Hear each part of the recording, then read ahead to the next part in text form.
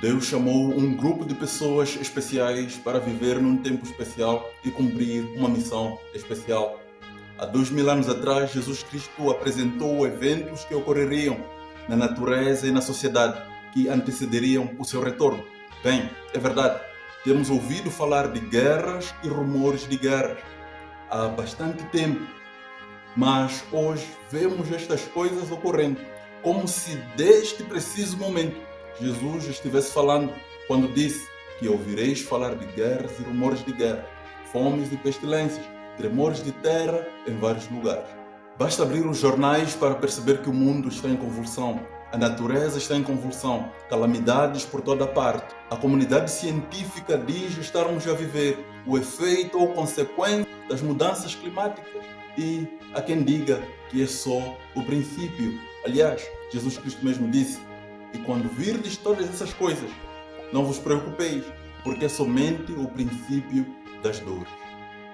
Em simultâneo, pela primeira vez, ouvimos falar de uma crise alimentar com proporções globais. Temos ouvido falar de uma crise sem precedentes energética na Europa. E o que dizer sobre os rumores de guerra?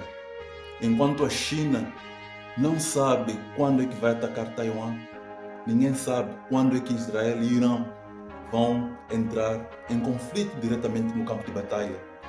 Isso para não falar de OTAN e Rússia, reino contra reino. O que dizer de Rússia contra a Ucrânia?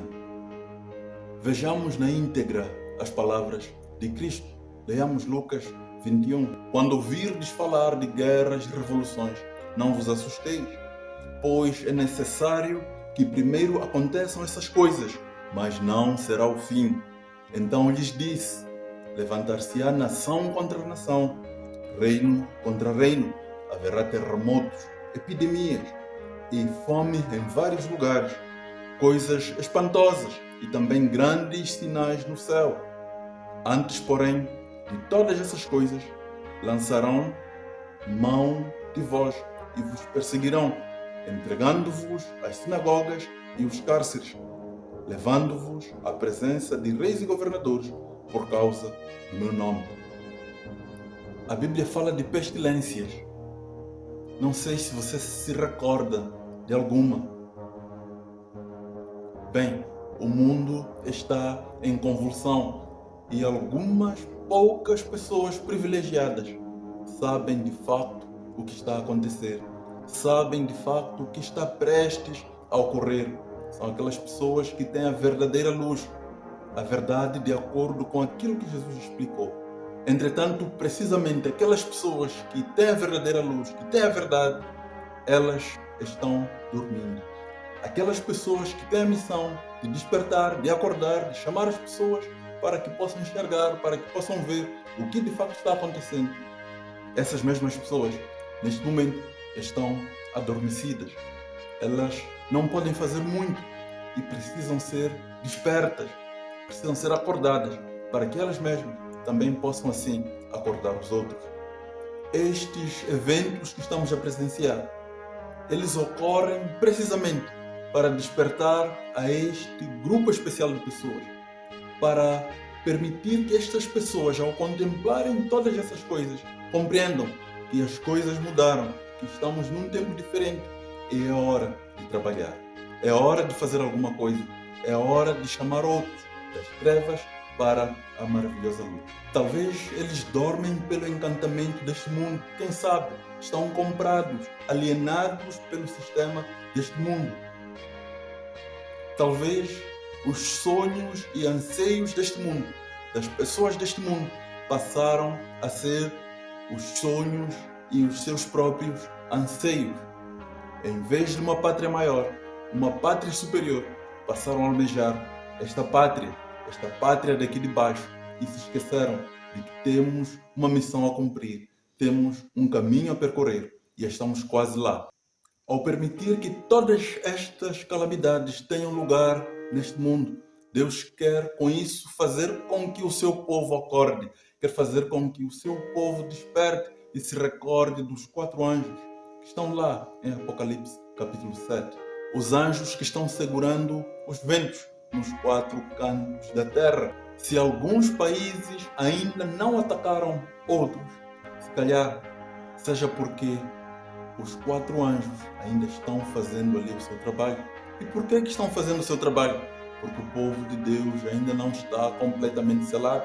Porque enquanto não terminaram a obra do selamento, simplesmente não poderão estes anjos soltar os seus 4 ventos. E possivelmente Deus, neste momento, tente despertar o seu povo para que compreenda que os ventos precisam ser soltos. O seu povo precisa terminar de ser selado e assim a obra ser cumprida. Vejamos o que diz-nos ali na íntegra, o livro de Apocalipse. Depois disto vi 4 anjos em pé nos 4 cantos da terra, conservando seguros os 4 ventos da terra, para que nenhum vento soprasse sobre a terra, nem sobre o mar, nem sobre árvore alguma. Vi outro anjo que subia do nascente do sol, tendo o selo do Deus vivo, e clamou em grande voz aos 4 anjos, aqueles aos quais fora dado fazer dano à terra e ao mar, dizendo: não danifiqueis nem a terra nem o mar, nem as árvores, até selarmos na fronte os servos do nosso Deus. Só para deixar claro, precisamos também dizer o seguinte: o momento final do selamento, o fim da obra de selamento, ocorre em direta oposição à marca da besta. Enquanto alguns tomam a marca da besta, o povo de Deus, aqueles que guardaram os mandamentos de forma integral, eles recebem na sua fronte o selo do Deus vivo. A sequência correta dos eventos é: termina o selamento, Jesus Cristo termina assim a intercessão no santuário. Com isso fecha esta porta da graça. O povo de Deus está preparado para atravessar a crise final que advirá sobre a terra. Mas os ímpios, com a marca da besta, estes estão selados para o tormento, para o momento da crise final. Com os eventos que ocorrem na terra neste momento, Deus deseja que a nossa mente possa ser levada para tudo o que acontecerá na crise final. E aí percebermos, com os eventos que estamos a ver, que estão a ter lugar neste preciso momento, com eles que a nossa mente possa despertar, que a nossa mente possa acordar e assim nos prepararmos para tudo quanto está pela frente, nos prepararmos para pregar a mensagem. Ouçamos o que a Pena Inspirada tem a dizer a respeito do mesmo assunto que João descreve em Apocalipse 7, versículo 1 a 3. Fui levado em visão para o lugar santíssimo, onde vi Jesus ainda intercedendo por Israel. Vi então que Jesus não abandonaria o lugar santíssimo sem que cada caso fosse decidido, ou para a salvação ou para a destruição, e que a ira de Deus não poderia manifestar-se sem que Jesus concluísse sua obra no lugar santíssimo. As nações estão se irando agora, mas quando nosso sumo sacerdote concluir sua obra no santuário, ele se levantará, envergará as vestes de vingança, e então as 7 últimas pragas serão derramadas. Vi que os 4 anjos segurariam os 4 ventos, até que a obra de Jesus estivesse terminada no santuário, e então viriam as 7 últimas pragas. Então, meu anjo assistente me reconduziu à cidade, onde vi 4 anjos voando em direção à porta. Estavam precisamente a apresentar o cartão de ouro ao anjo que estava à porta, quando vi outro anjo voar rapidamente vindo da direção em que se encontrava mais a excelsa glória, a clamar com grande voz aos outros anjos, agitando para cima e para baixo alguma coisa que tinha na mão. Vi 4 anjos que tinham uma obra a fazer na terra e estavam em vias de cumpri-la. Jesus estava vestido com trajes sacerdotais. Ele olhou compassivamente para os remanescentes, levantou então as mãos e com voz de profunda compaixão exclamou: meu sangue, Pai, meu sangue, meu sangue, meu sangue. Vi então que de Deus, que estava sentado sobre o grande trono branco, saía uma luz extraordinariamente brilhante e derramava-se em redor de Jesus. Vi a seguir um anjo com uma missão da parte de Jesus, voando rapidamente aos 4 anjos que tinham a obra a fazer na terra, agitando para cima e para baixo alguma coisa que tinha na mão e clamando com grande voz: segurai, segurai, segurai, segurai, até que os servos de Deus sejam selados na fronte. Perguntei ao meu anjo assistente o sentido do que ouvia e que iriam fazer os 4 anjos. Ele me disse que era Deus quem restringia os poderes e incumbira os seus anjos de tudo quanto se relacionava com a terra, e que os 4 anjos tinham poder da parte de Deus para reter os 4 ventos e estavam já prestes a soltá-los. Mas enquanto se lhes afrouxavam as mãos e os 4 ventos estavam para soprar, os olhos misericordiosos de Jesus contemplaram os remanescentes que não estavam selados e, erguendo as mãos ao Pai, alegou que havia derramado seu sangue por eles. Então outro anjo recebeu ordem para voar velozmente aos 4 anjos e mandar-lhes reter os ventos, até que os servos de Deus fossem selados na fronte com o selo do Deus vivo. Jesus roga ao Pai: Pai, Pai, o meu sangue, Pai, pelos meus que estão na terra, aqueles que comprei com o meu sangue. Significa que os 4 ventos não podem ser soltos sem que a obra de selamento termine, sem que algumas pessoas despertem, sem que as pessoas acordem, sem que as pessoas percebam que realmente chegou a hora de cumprirmos a missão a que fomos chamados a cumprir.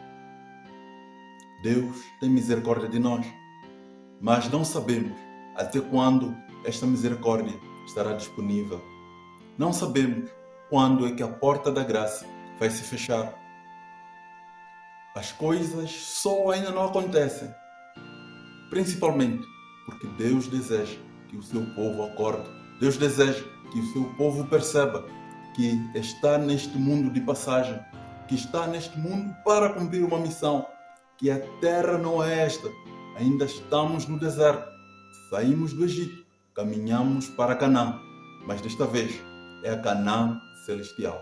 Chegou a hora de despertar, hora de parar de sonhar com este mundo e passar a sonhar com o mundo que nos foi prometido, com o mundo por vir, o mundo que está em cima, o mundo que está pela frente, um mundo melhor que este.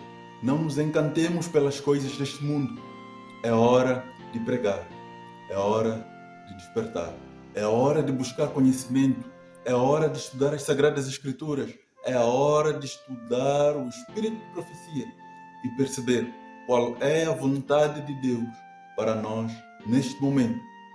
O que é que Deus deseja que possamos fazer, cumprir e realizar neste tempo, enquanto ainda há tempo. Estes pré-julgamento, são uma advertência de Deus para que o povo acorde, para que o povo desperte, para que o povo se recorde das palavras de Jesus no Monte das Oliveiras. É hora de despertar. Nós fomos chamados para este tempo, nós fomos chamados para vindicar o caráter do Pai. Nós fomos chamados para mostrar ao mundo e ao universo, às hostes que caíram do céu, que é possível sim cumprir cabalmente, integralmente a lei do Pai.